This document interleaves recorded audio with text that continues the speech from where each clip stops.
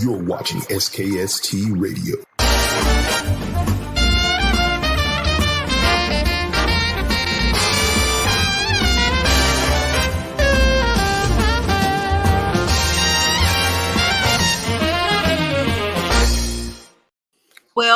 Well, welcome to another episode of SKST Radio, and you tune into the Cammie Grayson show. Wow, I messed that one up. Then we're tuned into Real Talk, and I have a brand new friend. He goes by the name of Scott. Scott, welcome to the show. Great. Thank you for having me. I feel like my background does not compete with your background, so you have a lovely background. That's what happens when you have a studio that you own.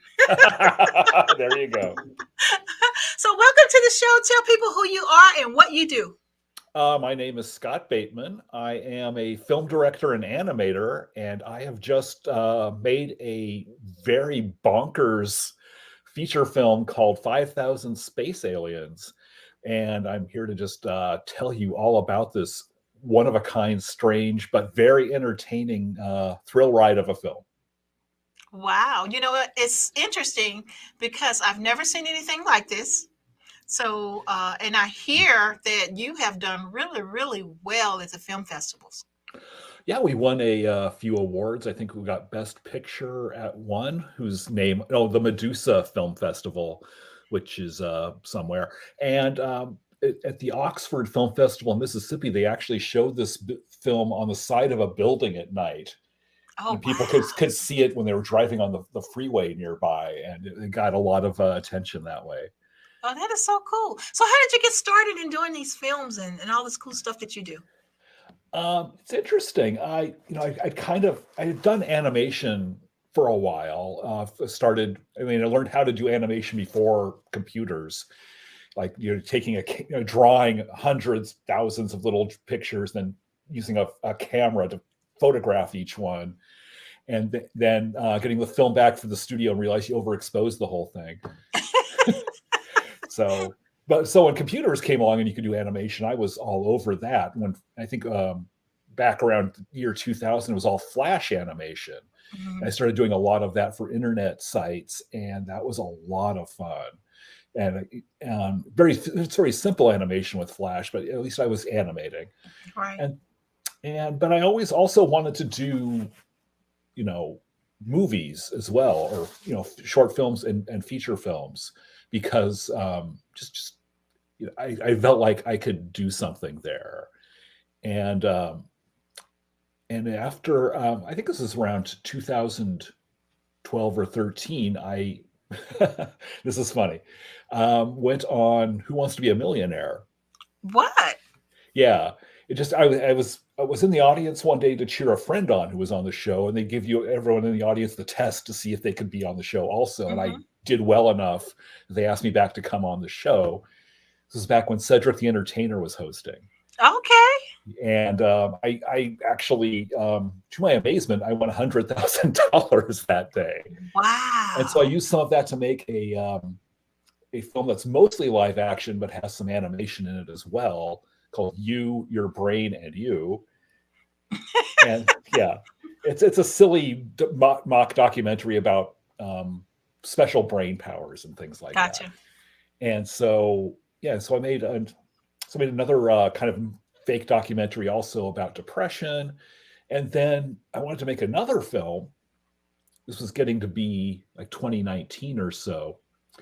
And but after making those two films, I just didn't have any money available to make a film. Mm-hmm.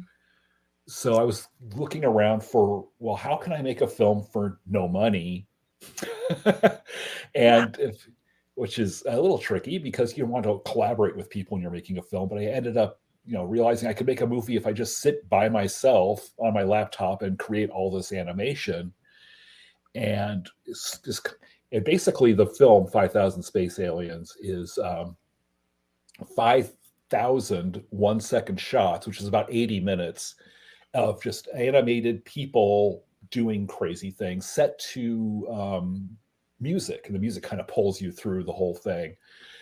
And it's a lot of fun. It's very entertaining. It's maybe a bit experimental, but it's a very fun kind of experimental. You can just sit on the couch and just be there's something new every second to look at, and it's just a lot of fun. I think it's a fun movie to watch with friends and stuff. Yeah, yeah. Well, since you're my friend and I have the movie, can we look at it? Sure, show 'em. All right, let's make it happen.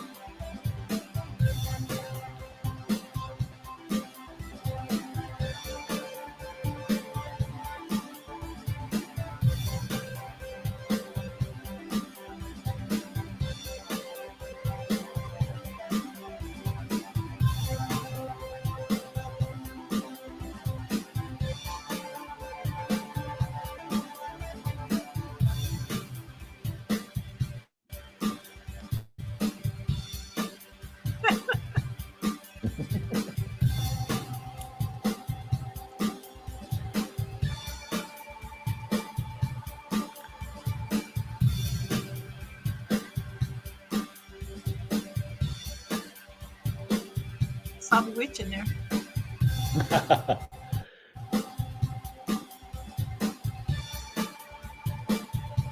Luncheon low.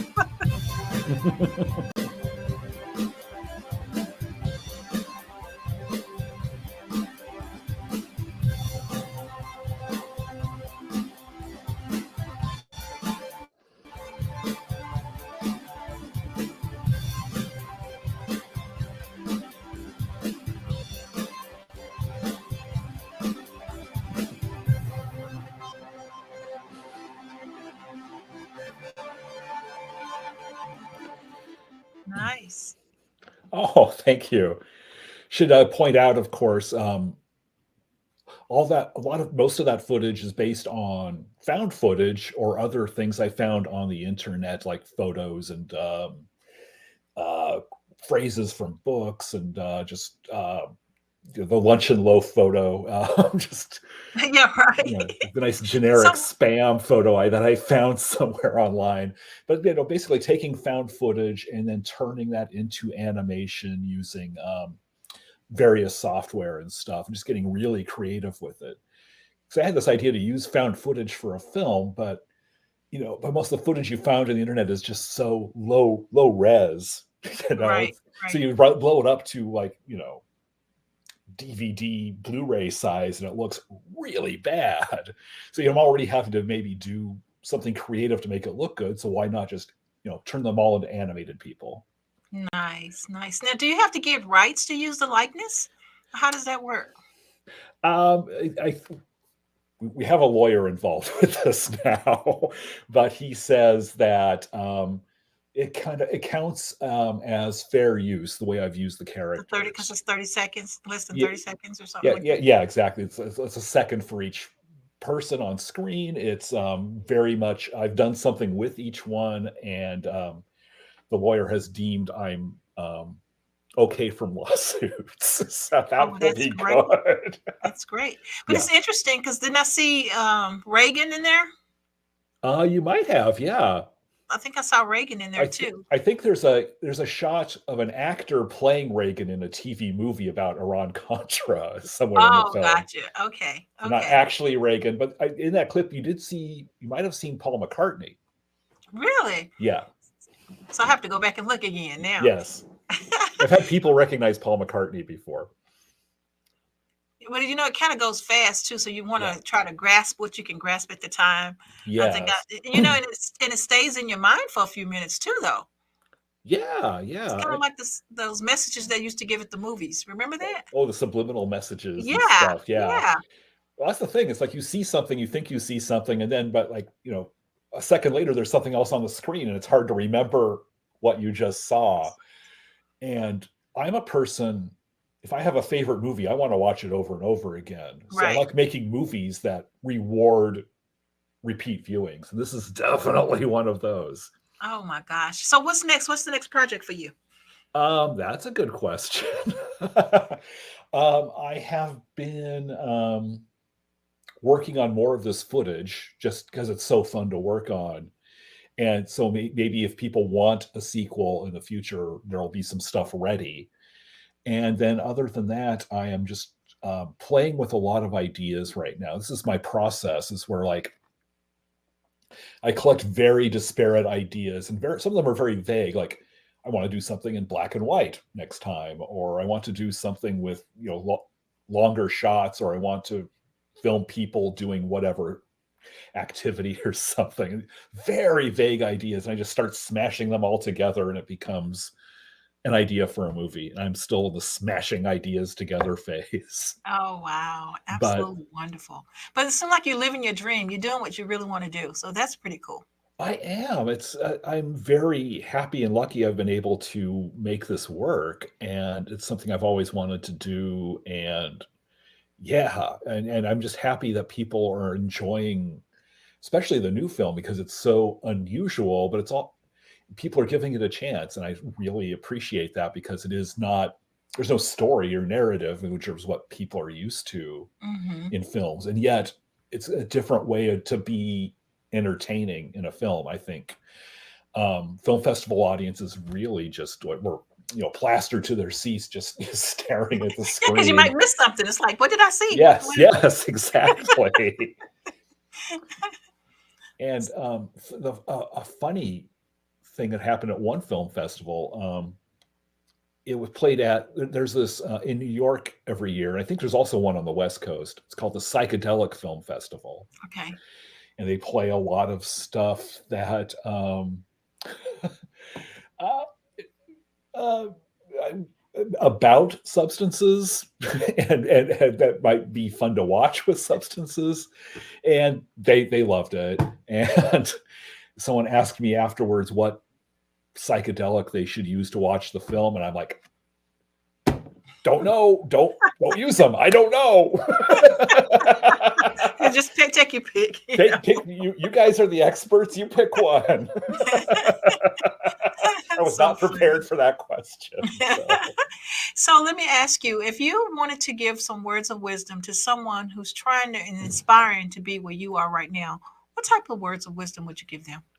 That's a great question. And well, one thing is to if you want to do something like writing, or some people, I don't, people who do this to go into TV writing or TV work or film work, or any sort of creative profession, or any profession really, just get to know people who do it, and find a mentor, find friends who are at your level of where you are on that journey to get into that field, because those people will be your peer group for life, basically. Mm-hmm.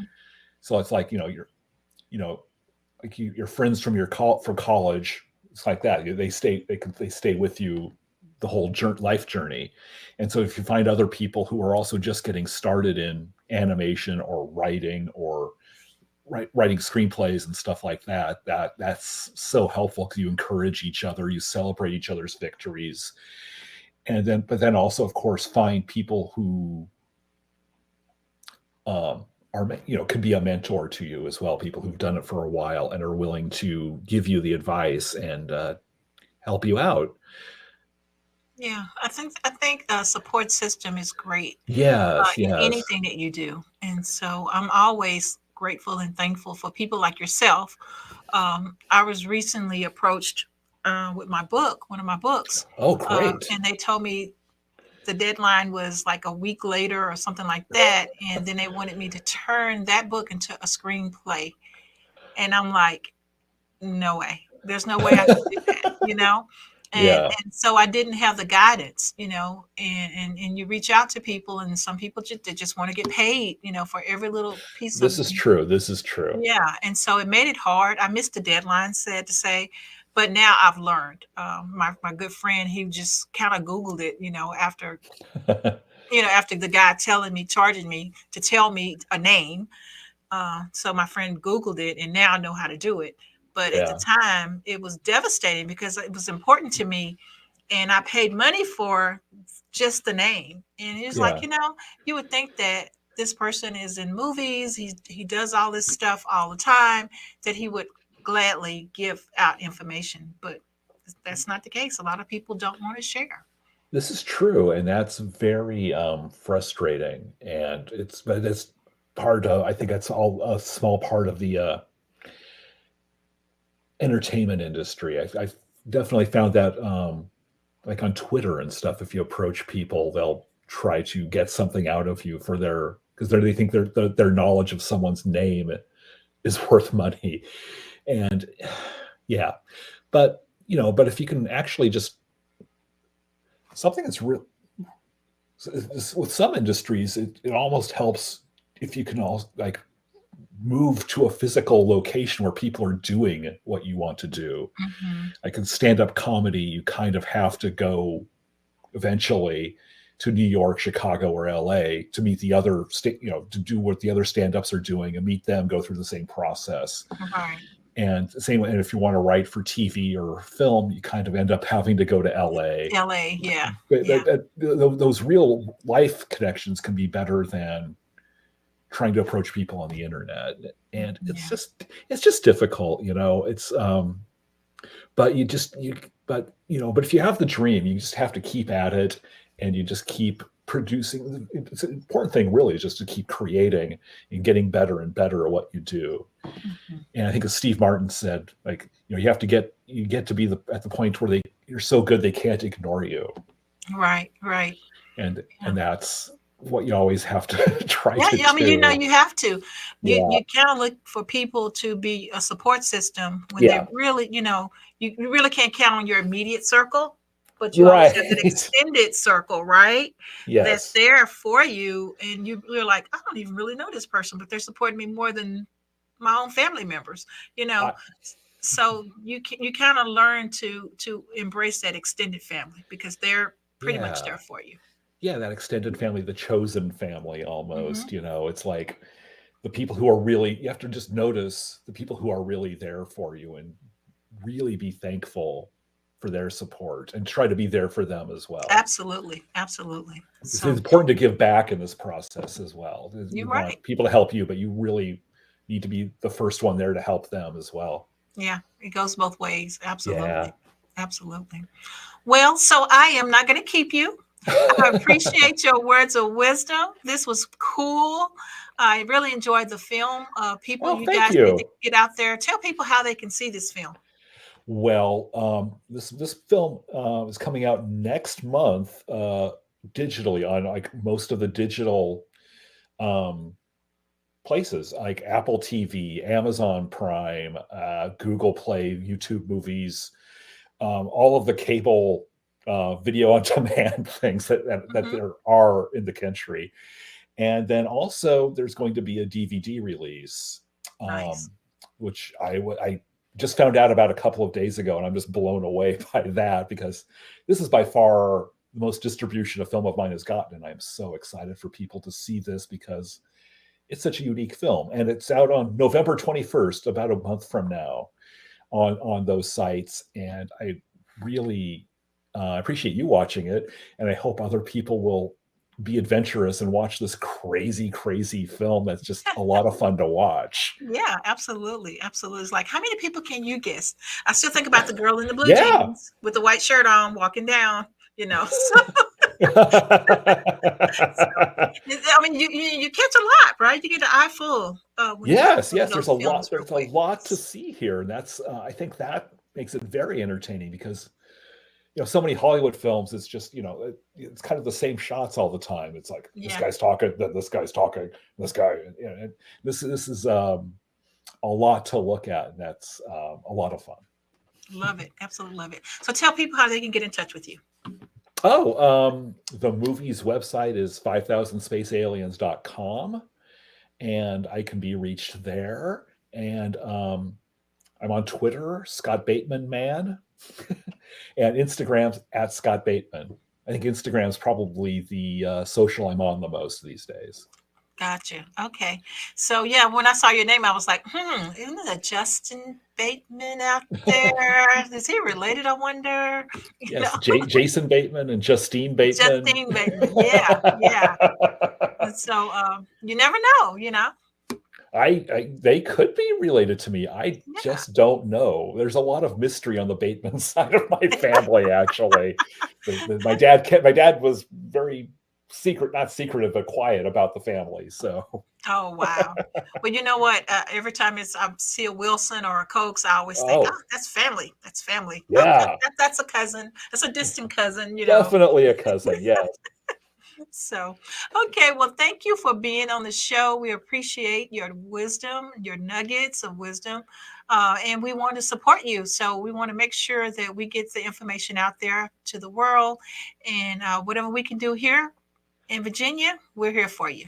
Well, thank you, Cami. This has been a lot of fun. You're a great host. This has been a wonderful interview. I had a lot of fun. Well, thank you. I'm glad you had fun. That's what it's all about, right? Yeah. Life is too short. Okay, guys, until next week, right here, SKST Radio. Tell them bye. Bye-bye.